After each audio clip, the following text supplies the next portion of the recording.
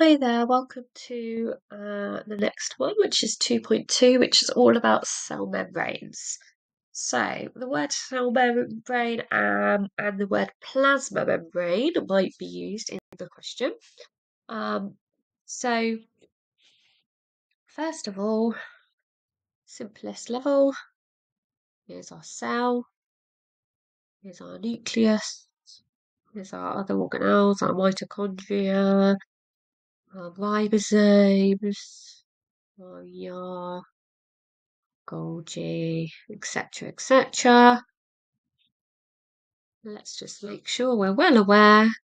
This is the membrane that we're talking about.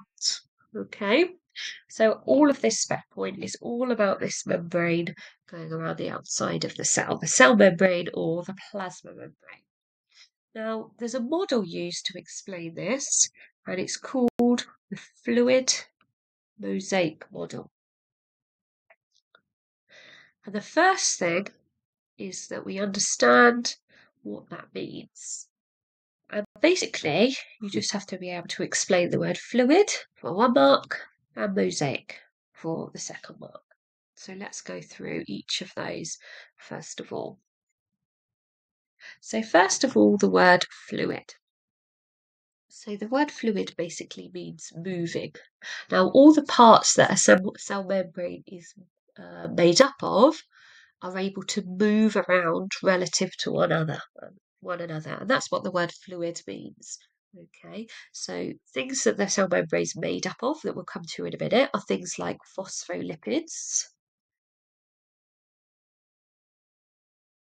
proteins, etc., are able to move around relative to one another. A way to kind of explain that, a way to think of that, is imagine that you've got like some floats and some plastic balls and a blow up rubber ring and a crocodile and all this stuff floating in a swimming pool. If you jam the whole surface of the swimming pool full of these floating objects, they'd still be able to move around relative to one another. They stay on that surface, they stay kind of in a layer, but they can move around relative to one another. That's what that means, okay? Now, the word mosaic is talking about a mosaic as in like an art picture that's made of lots of little bits. So a mosaic is like, if I just get an image for you, it's like a picture made of lots of little pieces which come together to make an image. So if I sorry, I'll just get you a picture of one. Now, all the little pieces are actually things like the phospholipids and the proteins and all the parts that that a membrane's made of. They're like the little pieces of glass that make up the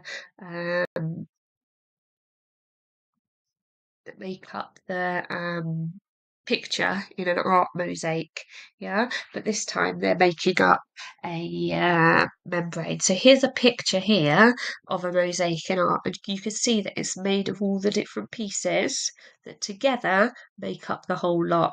So in this context,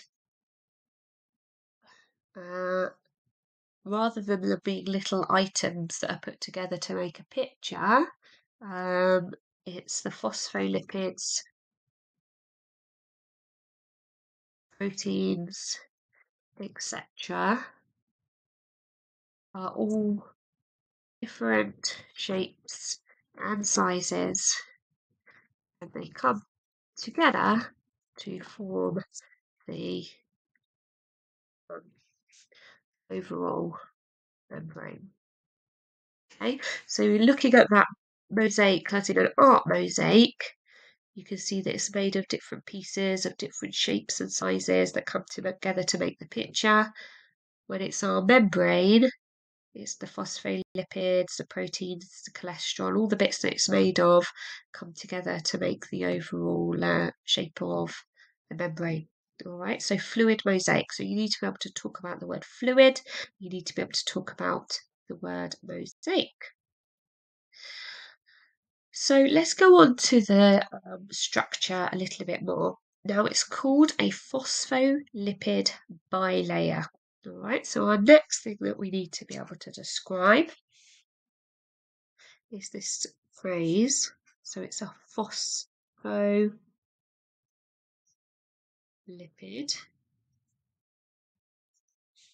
bilayer. Oops. Now, the easiest part to explain is the bilayer. So bi is two. So it's made of two layers. Okay, so when I drew my cell like this, like I drew initially, and I drew my nucleus and everything inside, if I was to zoom in on that membrane, now actually it's a bilayer. It's two layers of phospholipids. So that's one layer of phospholipids, that's one layer of phospholipids. It's a bilayer. It's actually made of two layers. Now they're so close together and so tiny, you would never draw a whole cell like that. Okay, but really it is made of two layers of phospholipids, if that makes it easier for you to imagine. Now those two layers are made of phospholipids. Now in topic 1, you did the structure of triglycerides, and the structure of a phospholipid is actually quite similar. So the triglyceride, if you remember, was glycerol and 3 fatty acids like this. Now basically a phospholipid is the same, but with just 2 tails instead of 3. All right. Now, generally when we draw a phospholipid, we draw them like this. And we call this part here the head, and these two tails down here, obviously tails. Okay, so the first thing is that the tails are what we call hydrophobic.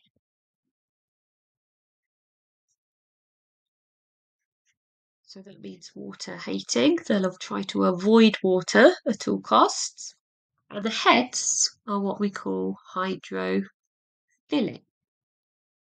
So they're attracted towards water. Now, outside the cell, around here, these cells are basically in a liquid, a water liquid. It's actually tissue fluid, but tissue fluid is mostly water. Inside the cell, in here, is obviously the cytoplasm. And guess what? The cytoplasm is mostly made of water.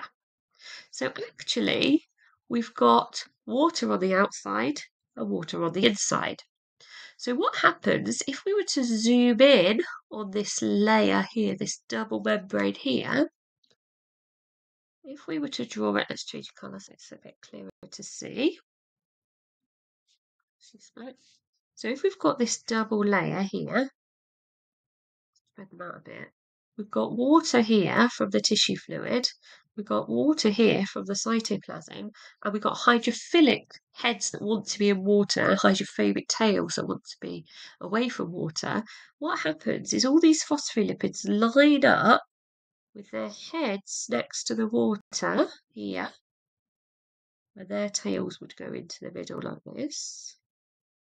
When you draw them, you need to draw 2 tails off each one, and the exam criteria is that the tails should nearly touch in the middle. So if you drew them little stubby ones like this, you might lose the marks. So make sure the tails are going almost to the touch of the other row. So they arrange themselves like this, and this is why you get the bilayer. Because if you just had a single layer of them, the tails would be in the water.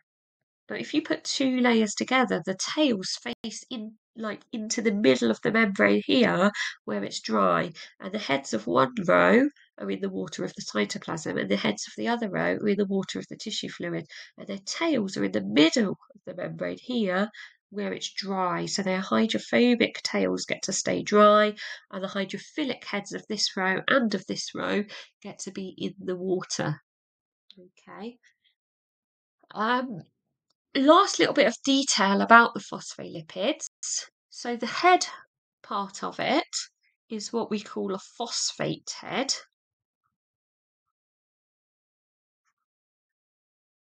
And the tails, just like the triglyceride, are fatty acid tails.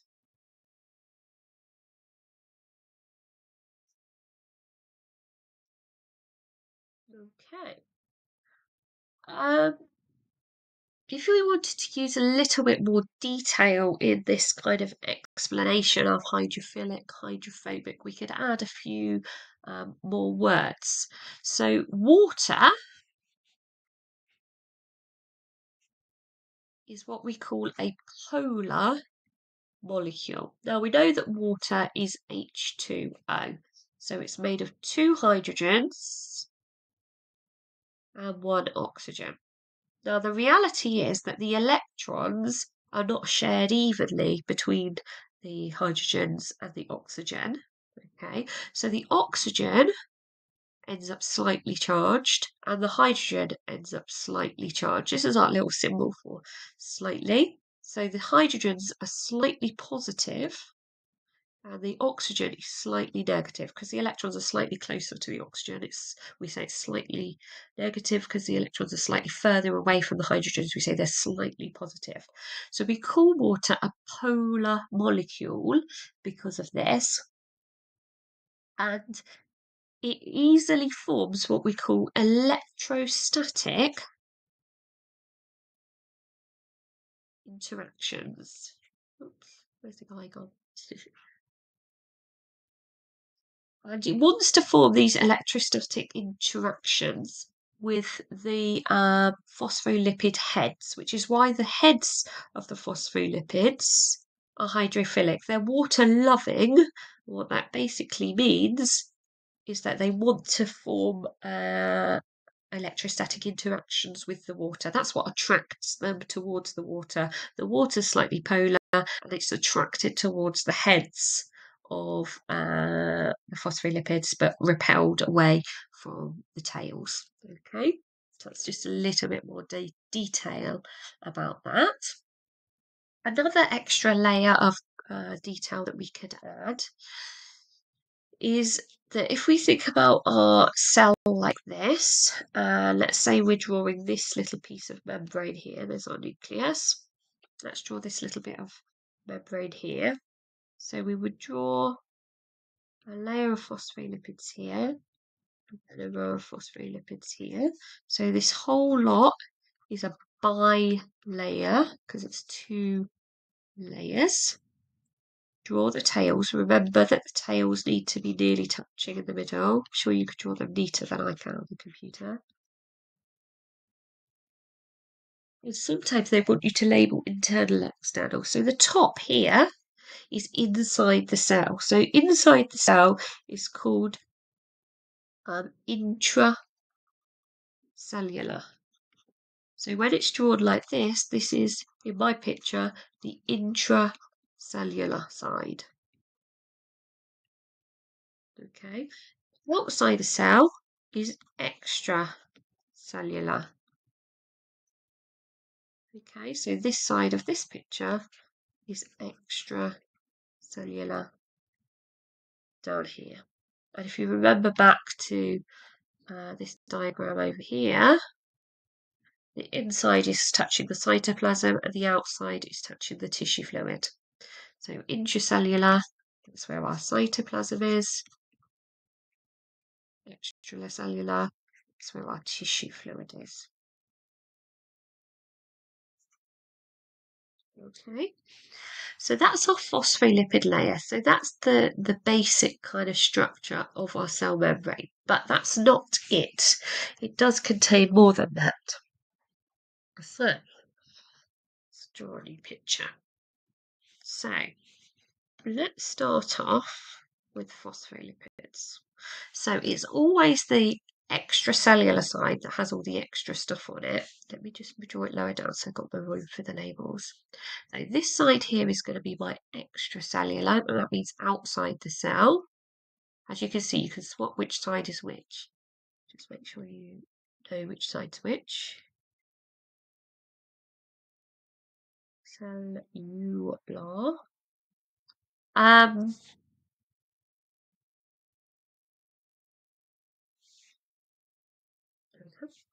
So we've got phospholipids. We know that. We've got a phospholipid bilayer.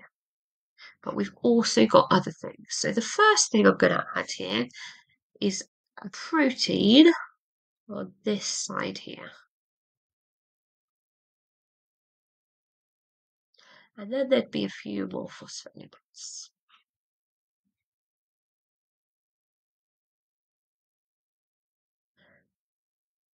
Now, that protein there, you can see, does not go all the way through. It's just on one side. Now, you do get other proteins that do go all the way through. So now, I'm going to draw a protein here that goes all the way through. See how that's different? So we've got some proteins that don't go all the way through. Oops.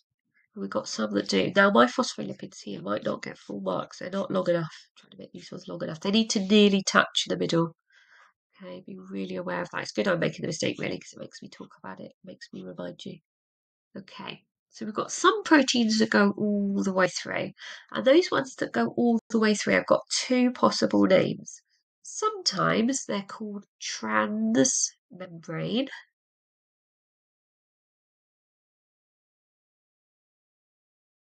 And sometimes they're called integral. So they could be called transmembrane proteins, or they could be called integral proteins. And they go all the way across the membrane, and usually the reason why they're there, their function, is for transport. And we've got some of them that are channel proteins, which are basically just like a tube, like a tunnel. And we've got some that are carrier proteins, which are the ones that can change shape, that basically are more specific about what they carry. So a channel protein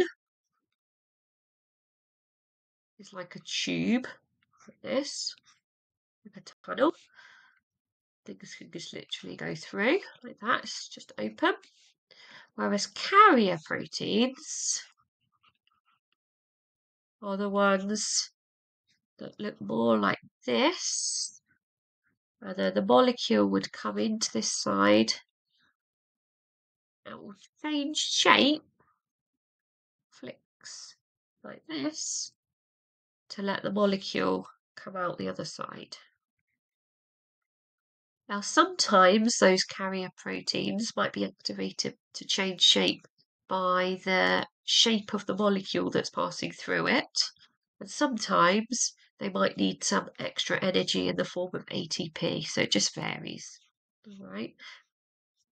Something needs to make them change shape to carry the molecule through the membrane. So we've got two types of integral proteins there. Some of the proteins we've talked about are only on the one side, and usually they'd be on the outside edge, okay, the external side. And these can be called peripheral proteins.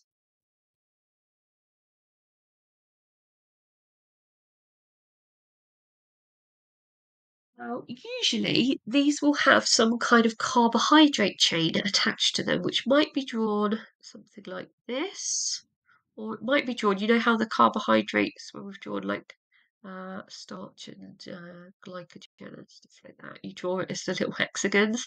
So sometimes they draw the detail of these little branch trains as little hexagons like that.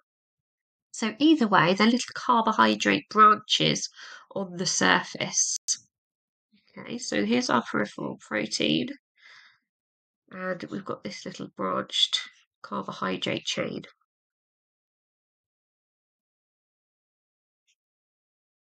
Now, because this is made of protein here, and this is made of carbohydrate.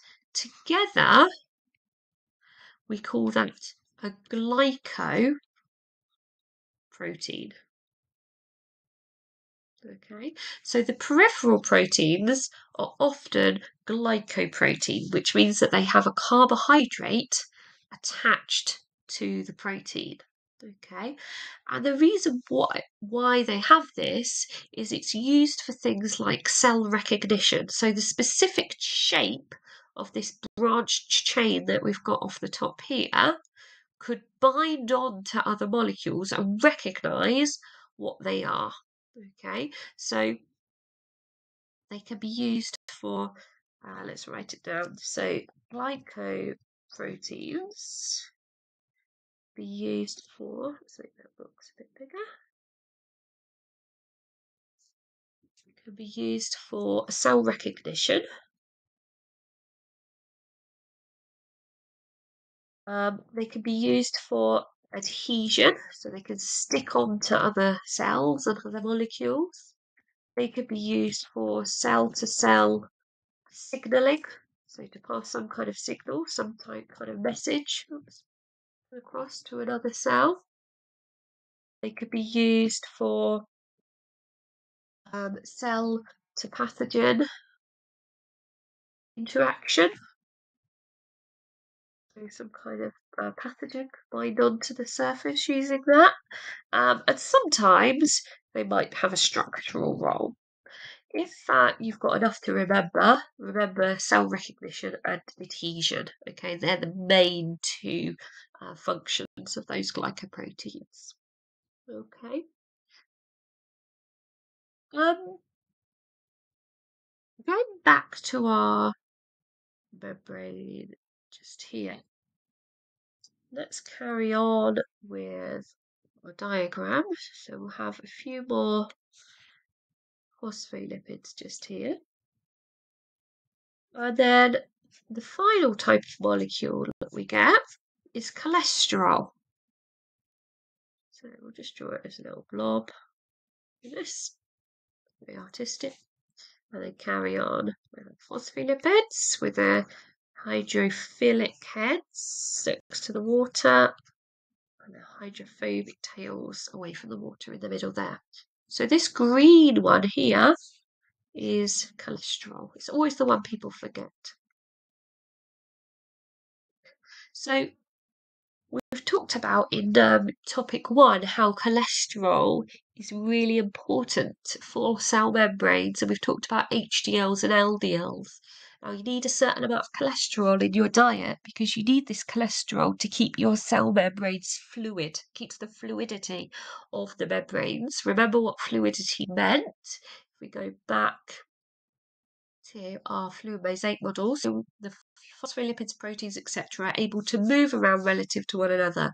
And in order for that to happen, we have to have the cholesterol. We've talked about how HDLs carry cholesterol in your blood away from your arteries to get rid of it, basically the excess, whereas LDLs bring your cholesterol into your blood vessels, and then it's able to get to your cells, because it is really essential to have cholesterol as part of our phospholipid bilayer, to be part of a plasma membrane, to allow for fluidity. Really, really important. We do need cholesterol in our diet, but we often have too much. So let's just jot down on here. The cholesterol function is fluidity. And while we're at it, let's just make a note that the integral proteins for transport, we had 2 types, carrier and channel proteins. Okay, so that's your functions on that one there. The last point, part of this point, is how they came up with the idea of this fluid mosaic model. okay, over time. And you need to know a little bit about experimentation over the years. So basically, what it is that different scientists did different experiments, and the first sort of results led them to think that the protein looked in a certain way. Then more scientists did experiments that said, actually, that can't be right. Maybe it's like this. And then some more scientists did some experiments and said, that doesn't look right. That doesn't fit with our data. Actually, I think it's like this. And that's the way science develops all the time. That's perfectly normal. But this is just an example that they want you to know specifically. Okay. So, first of all, we had this model that looked a bit like a sandwich or a burger, if you like. And they thought that all the phospholipids and proteins were sort of in layers, but not quite how they actually are. So they thought that we just had like effectively 3 layers like this.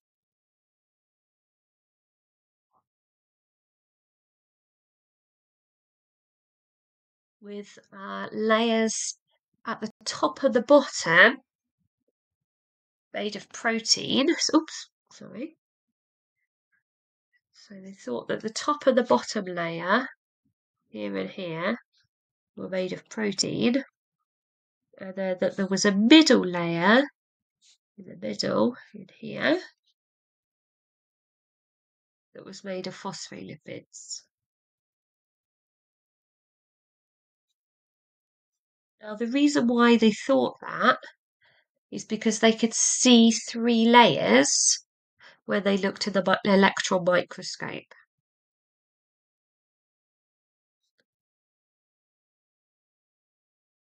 And that's what they thought it was. They thought it was a layer of protein, layer of phospholipids, layer of protein.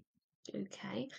Now, as the electron microscopes developed over time and got better, and they were able to see images more clearly, they realised that the proteins weren't actually in continuous layers like that.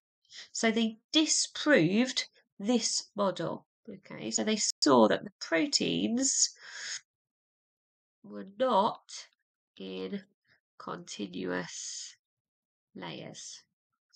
All right, so they thought actually that first model cannot be right. Actually, the proteins must be kind of in amongst the phospholipids. They can't be a separate layer. Okay, and that's right, isn't it? That matches the picture that we've got here, if you like. Oh, sorry, not there. Here. So the proteins are in amongst the phospholipids like this. All right. So that's how they got the evidence for that bit, and that's still what we think. And then the third one was the evidence for it being fluid.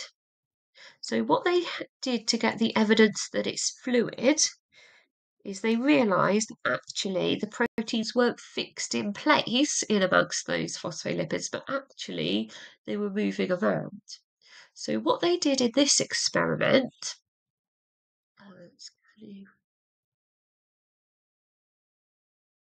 screen, you can only do up to 20 on one. There we go.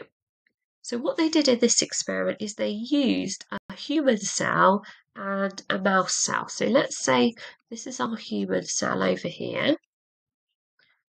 This is our mouse cell over here. Now they labelled some of the proteins so they could see where they are. And they labelled them separately so they could see which ones were human proteins, which ones were mice proteins. They fused these 2 cells together. Now, if they were not fluid, if cell membranes were not fluid, they'll have ended up with a cell that looked like this. Now, they wouldn't have been able to see that it's half red, half blue, half human, half mouse, but they could detect the proteins. And they would have found, if it wasn't fluid, that all the humanly tagged proteins would be on one side, and all the proteins that were tagged from the mouse would be on this side. But that's not what they found. What they found is that they ended up with a cell where the human proteins were all over and the mouse cells proteins were all over. It's not that they could see them moving around, fluid, fluidly, moving around like a fluid. It's just that they could see that they were all got muddled up. So that implies that when they fused these two cells together, the membrane was fluid. Those proteins were moving around, and that gave them evidence for the fluid part of the fluid mosaic model. Okay, and that brings us to the end of spec 2.2. All right, so just make sure that you know those how they got to those developments, how they knew that the proteins weren't in solid layers, and how they knew that it was a fluid membrane. Okay.